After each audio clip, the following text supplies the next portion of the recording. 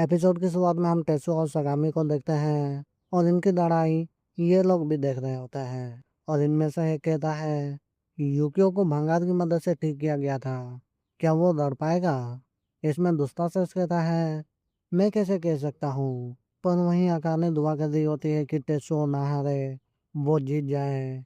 तभी हम दोबारा इन पर आते हैं और सगामी कहता है, मुझे इसे लड़ने से पहले इन दोनों का कुछ करना चाहिए। इसलिए ये थोड़ा पीछे आता है और फिर हम देखते हैं कि इसके एक साथी लड़की ने बाकी सबको इकट्ठा कर लिया है और फिर ये बताती है कि इनके काजू मर चुके हैं, इसलिए ये बेहोश है, पर ये मरे नहीं है। ये सुनकर सगामी थोड़ा खुश हो जाता है और उसके पास जो लड़की थी वो लड़की इसे हैंड ओवर करता है और उस काजू को भी यहाँ रख देता है और कहता है, इनका ख्याल रखना, मैं अभी आता हूँ।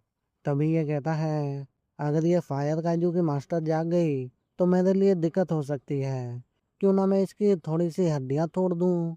और ये चीज़ टेस्टो समझ जाता है, इसलिए वो जल्दी से आगे बढ़ता है। लेकिन तभी ये आओ को छोड़ देता है और टेस्टो उसे पकड़ने की कोशिश करता है, लेकिन तभी ये उस पर हमला कर देता है और ये लड़की आओ को पकड़ लेती है।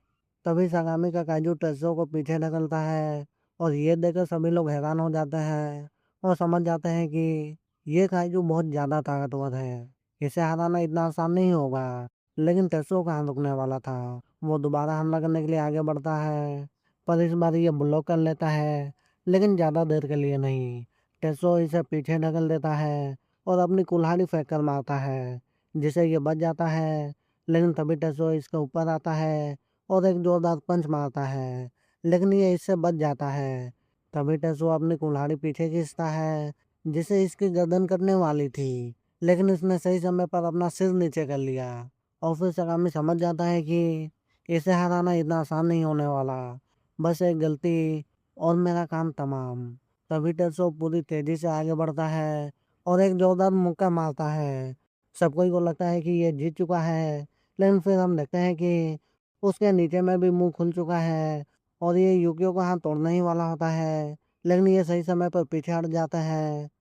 तभी ये दोबारा कुल्हाड़ी फेंक कर मारता है और ये इस बार इस कुल्हाड़ी को पकड़ लेता है और इन्हें अपनी तरफ खींचता है।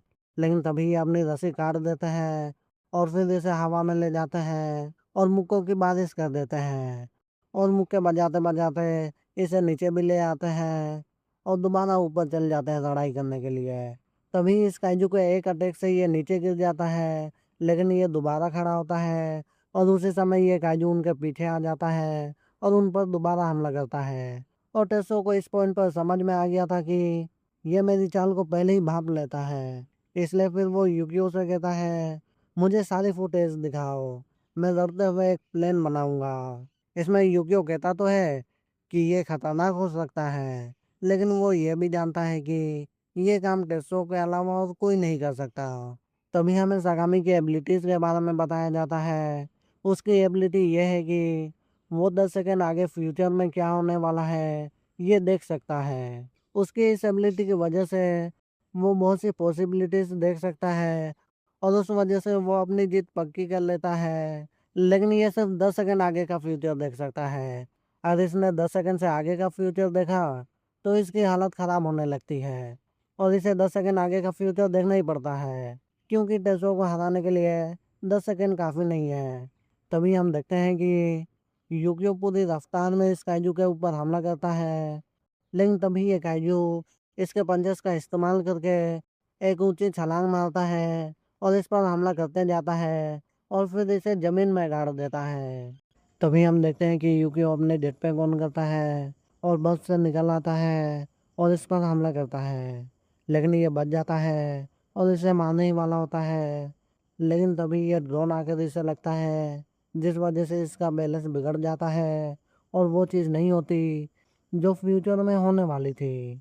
तभी हम देखते हैं कि इनका सिग्नल चला गया है और इन्हें समझ में नहीं आ रहा होता कि ये क्या हो रहा है, लेकिन अकाने समझ जाती है कि ड्रोन को कोई कंट्रोल कर रहा था। और ड्रोन को कौन कंट्रोल कर रहा था? ये दोनों आओ के दोस्त।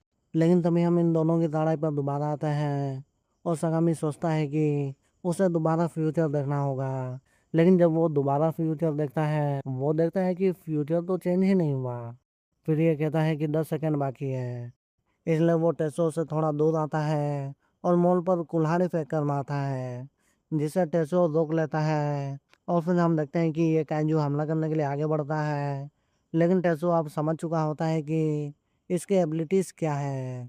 ये इसके एबिलिटीज़ की मदद से किसी भी जिंदा चीज़ की फ्यूचर देख सकता है। यानी इतनी देर से ये टेसो का फ्यूचर देख रहा था कि वो किस तरह उंगली इस्तेमाल कर रहा है और किस तरह ब्रेक दबा रहा है, और इसके जरिए ही ये यूकियो के आटे का पता लगा रहा था। इसलिए फिर टेसो कंट्रोल करना छोड़ देता है, जिस वजह से ये इसके आखिरी हमले से बच जाता है। और ये देखकर ये हैरान हो जाता है, पर फिर उसे समझ में आता है कि फ्यूचर नहीं बदलने वाला था, लेकिन इसने कंट्रोल करना छोड़ दिया। तभी टेसो यूकियो को कंट्रोल दे देता है और इस पर एक जबरदस्त हमला करता है, जिस वजह से इसकी हालत खराब हो जाती है। लेकिन यूकियो इस पर दोबारा टैकल का इस्तेमाल करता है, जिस वजह से इसकी हालत और भी ज़्यादा खराब हो जाती है। पहले तो फ्यूचर में इतने आगे तक देखने की वजह से इसकी हालत पहले ही खराब थी, और अब इसकी हालत और भी ज़्यादा खराब हो रही है, क्योंकि ये अपने काइजू के साथ जुड़ा हुआ है, जिस वजह से इसके काइजू को भी चोट लग रही है और साथ में इसे भी चोट लग रही है। लेकिन सगामी हार नहीं मानता और यूग के ऊपर दोबारा हमला करता है। तभी टेत्सुओ दोबारा कंट्रोल ले लेता है और उसके अटैक से बच जाता है। लेकिन तभी हम टेत्सुओ को देखते हैं, वो इसे नहीं मानना चाहता, पर फिर वो कहता है, मैं इसे किसी तरह रिकवर हो जाऊंगा। लेकिन उस दिन जो मैंने महसूस किया था, वो अब तुम भी महसूस करोगे। और ऐसा कहकर ये इसका गला काट देता है, और तभी एपिसोड यहीं ख़त्म हो जाता है। और अगर आपको इसका नेक्स्ट एपिसोड चाहिए, तो आप जानते हैं कि आपको क्या करना है। लाइक, कमेंट और सब्सक्राइब। और अगले वीडियो तक के लिए सायोनारा।